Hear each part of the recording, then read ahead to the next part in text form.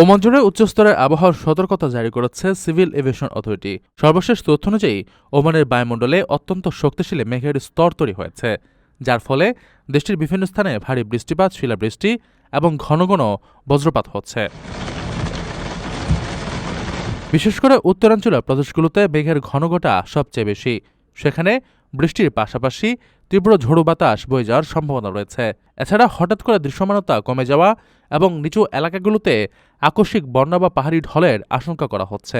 আবহাওয়াবিদদের মতে বাতাসে ৩০ থেকে ৯০% আর্দ্রতার উপস্থিতি এই ঝড়ের তীব্রতাকে আরও বাড়িয়ে তুলছে।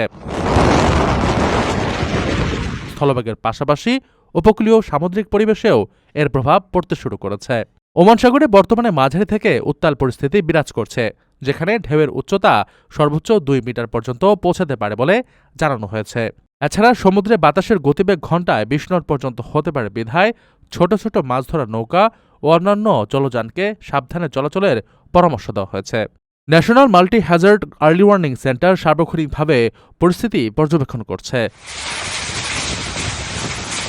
উদ্ভূত পরিস্থিতিতে স্থানীয় কর্তৃপক্ষ সাধারণ মানুষকে অতি প্রয়োজন ছাড়া বাইরে বের না হতে এবং বিশেষ করে ওয়াদি বা নিচু ওয়াদি পারাপারের সময় সর্বোচ্চ সতর্কতা অবলম্বন করার নির্দেশ দিয়েছে।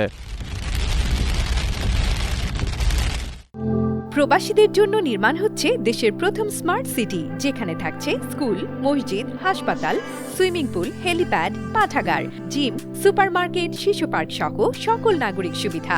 মাত্র ৩০ লাখ টাকা বিনিয়োগে মিলছে আকর্ষণীয় ফ্ল্যাট। প্লাটিনাম ইনভেস্টরদের জন্য ঢাকা বিমানবন্দরে ভিআইপি প্রোটোকল সুবিধা। বিস্তারিত জানতে যোগাযোগ করুন স্ক্রিনে দেয়া হোয়াটসঅ্যাপ অথবা ইমো নাম্বারে।